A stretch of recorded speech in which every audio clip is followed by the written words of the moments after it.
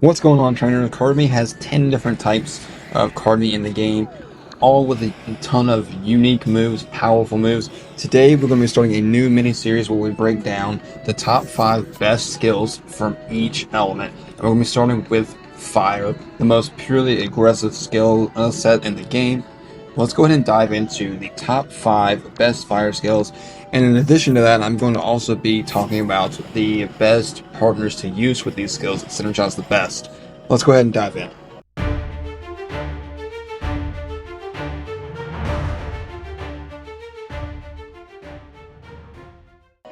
So we have plenty of unique skills, especially here in the fire tree.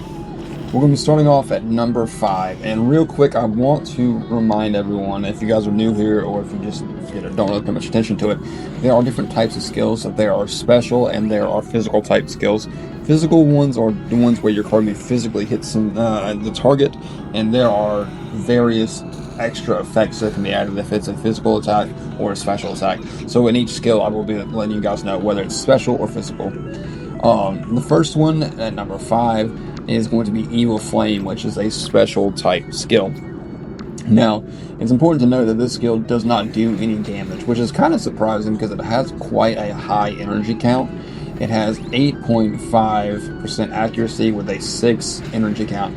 And I know if you guys are new or you haven't just used this skill, maybe it's sitting in your vault and you've just seen it and be like, why would I ever use that? It just seems like a waste of energy. And this is what it does. It inflicts burn on all targets if it hits. If they're already afflicted with burn, it reduces their target's attack by 27.5%. This is a pretty good skill. It's especially effective at reducing your target's attack. I don't personally run it, but then again, I normally like my skills to do damage. I'm kind of kiddish in that way. I never really outgrew that phase where I don't run a whole lot of skills that don't do damage. But still, in the right situation, it's a very good skill, especially if you're trying to play PvP or something like that and you want to reduce your target's attack. Really good skill, especially if you run it with someone who's already got a high tendency to burn. And in my experience, one of the best Kardmi to partner with Evil Flame is most likely going to be Ignoa, and that is because he has a really cool passive called Anomalous Guard. And that is whenever damage dealt to him exceeds 30% of his HP, that damage is capped at 30%. In other words, he can't be one hit. That's one time per battle. It cannot be one tapped. So it kind of gives you a second chance to go ahead and use Evil Flame on a card. Go ahead and give them that burn status or reduce their attack. That's the synergy that I would recommend, is Evil Flame with Ignoa if you're going to be running Evil Flame. Moving on to number 4, though, we have Blazing Whip. And Blazing Whip is a new attack. It is a season 2 type skill, or season 2 skill, excuse me, and it is also a special type. It does 24 damage, 100% accuracy, with 4 energy required to use it. And it's a pretty good attack, not gonna lie. It does a decent amount of damage, but I think what's really cool about it is its additional perk, which is a 30% chance to reduce the target's defense by 30%. So you get some pretty solid damage out of it. 100% accuracy is pretty great. And then you get, also, like I said, you get like good damage and the chance to reduce your opponent's defense. So chances are you can be able to double up and do even more damage the second time that you use it. And I'm going to say that the best card to use this with is going to be Volperdon. Now, I don't think I mentioned with Ignoa, because I've been trying to mention where you catch him. Ignoa is caught in Kimu. Volperdon is an ancient, and he will be caught in the Lone Star Ruins. And the reason I say he is good is he does have some access to some fighting type skills as well, and that's going to be effective whenever you're using contact skills. If you're going to be lowering their defense, you're going to want to be using contact skills. So having access to those fighting type skills is really what's going to help you. That's why I say it's best pairing it with Volperdon. I will say though, and I need to reach out to CM because I didn't realize until I was doing research and writing this down, his passive, Volperdon, is Fire Domain. It says when deployed, changes the field to a Fire Domain. I don't know if that's a work in progress, if they just forgot to come back and fix it, because in my experience, I haven't noticed that it does anything. It changes the field of fire, which is a cool visual effect, but doesn't apply burn, doesn't do damage every turn, and it doesn't say anything in the description that it does do any of those things. So, he's good because he has fire and he has the access to that fighting. Um, I would put Volperdon on there as the best, but don't expect too much from his passive, is what I would say. I'm going to have to reach out to see him about some more information about that. So moving on from there, we're going to look at number 3, arguably probably the most used in the community when it comes to just popularity. And I think the part of that has to do with ease of accessibility. This is probably one of the more common drops when it comes to the skill vending machines. At number 3, we have Flame Rush, which is our first contact skill on the list. This is also a Season 1 skill. I'm trying to, you guys have to remind me, I'm going to be trying moving forward in this list to mention what season these skills are from. But really good damage at 27 damage, 95% accuracy, and only taking 3 energy. So you get a lot of bang for your buck with Flame Rush. And additionally, when it comes to that, you're also going to be getting the added benefit of it increases the user's speed by 60%. That's huge. That's arguably like one of the best skills on this list. Like I said, from here going forward, we're all going to talk about good skills, except for an honorable mention I want to mention, which it's good, but it's not as good as the top 3 in this list. But getting your speed increased by 60% is deadly. So I would partner this with Pyrodactyl. I think his skill fits perfectly on Pyrodactyl. It helps out with his kit immensely. Pyrodactyl is already kitted with a fairly good, really strong base stat in speed. So increasing that speed even further is going to help you out. And it has a lot of coverage between wind and fire. So definitely I would recommend putting Flame Rush on your Pyrodactyl. And Pyrodactyl is a Season 1 Kardmi available. Well, yeah, it's available both seasons, but it's available in Chemo Town and Sweetwater Town. So let's move on to number 2 and one of my personal favorites. I honestly say this probably visually this is my favorite in the game. It is Flame Eruption. It is another special. I did not realize how few contacts we had on this list, but it is another special. It does really good damage at 36. And I just want to mention, I know it's kind of late in the video, but all these damages that I'm mentioning are based at a level 1. I don't have any of these, I'm not looking at any of these at level 10.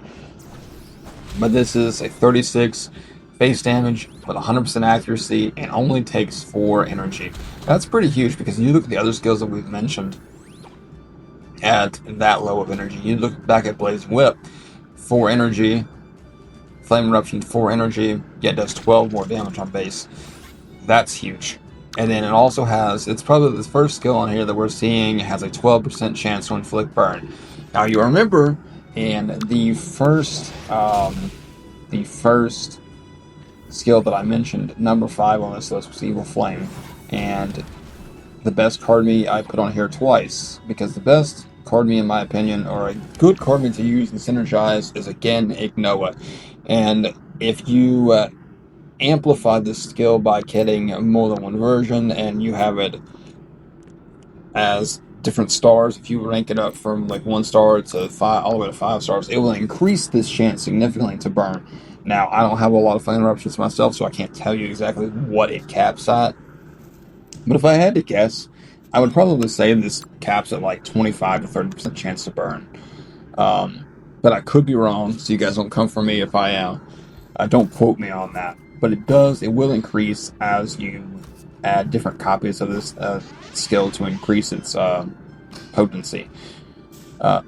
As I said, Ignoa, you open up the battle, Flame Eruption, give a chance to burn. If it gets burned, great. Second turn, Evil Flame, because you know you're not going to do a one-shot with Ignoa. So that is the synergy that I recommend, is I would run an Ignoa that knows both Flame Eruption as well as Evil Flame.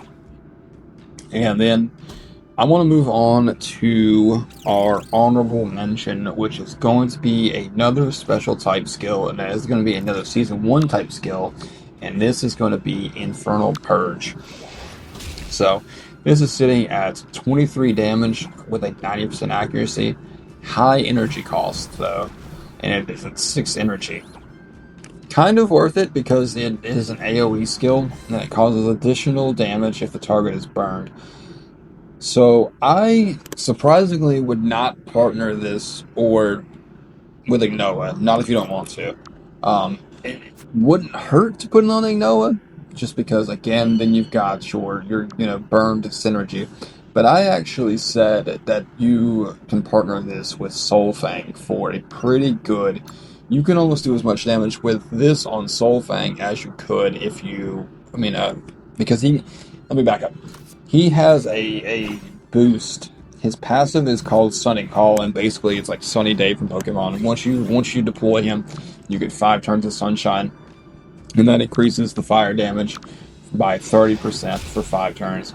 So you look at this 23 damage on Infernal Purge, and you're going to be increasing that by 30%.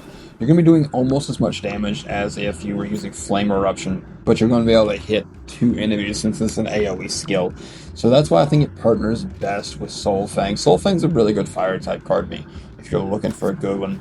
He is an ancient Kardmi, so he's only available at the Lone Star Ruins, just like a Volperidon, but I think he's a lot better than Volperidon. If you get a chance to catch only one, make sure that you take Soulfang over Volperidon 10 out of 10 times.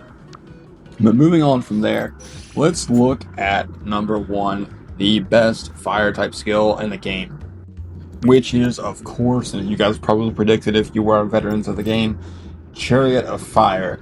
This is essentially Flame Rush's big brother. So it is a contact type skill. It is a Season 1 type skill. You can get it in either season that you're playing, Season 1 or Season 2. But, like I said, contact type skill. 43 damage, which is huge because we look back at Flame Rush and it is at 27. So that is like 16 more damage, 95% accuracy, and only costing 5 energy. Really good move. The only downside is the user will take a small amount of reflective damage from this. So whatever a percentage of the damage that you just caused when you hit with Chariot of Fire, the user will take itself. So this is a really good skill. Like I said, best fire skill in the game in my opinion. And its Kardmi partner that is best partnered with is also the best fire type Kardmi in the game. And I think any of the skills that I've mentioned on this list, you could put this Kardmi with and it would still work out really well. And that is because it's insane passive. So it is going to be the only dragon type Kardmi in the game, and that's going to be Fire Flare. I will put down a link in the description of a build video that I put out in Fire Flare a little while ago, because like I said, he is just the best fire type Kardmi in the game. Absolutely insane. And that is because of his passive, which is Turbine Heart. And after using a fire type skill, his self-attack increases by 40%. And what's really neat is he's actually a fire or lightning type. So when you use a lightning type skill with him, his speed increases by 40%. And he is found in Kimu Town. It's important to mention that he's only found, or only able to spawn if you guys have reached that point in the reincarnation cycle, if that milestone for your server has been unlocked, because he is incredibly powerful. He's got one of the best designs, I think, in the game visually. Like I said, he's like the only dragon in the game thus far. And then he's got just access to some of the best skills. The skill card itself, Chariot of Fire, has him on it. It just felt wrong to not put this. Other Kardmi can learn Chariot of Fire, but definitely he partners with it best. He pairs with it best. It's just, for all intents and purposes, his skill. So I definitely recommend rolling with Fire Flare if you're going to be rolling in Chariot of Fire. And I don't even know why I'm saying you should be rolling Chariot of Fire on one of your Kardmi for a very powerful fire type skill. But guys, I hope this video helped you out. I hope I didn't confuse anybody. I hope this video was educational and it helps you pick which fire Kardmi you're going to put on your team, one or two of them, whichever. But this should help you figure out the best skills to use, as well as the best synergies and the best fire type Kardmi in the game. Thank you guys so much for watching, and I will be doing one of each typage in the game. So probably next one we'll be doing like grass types. So you guys keep your eyes out for that. Thank you guys so much for watching. I'll catch you in the next one.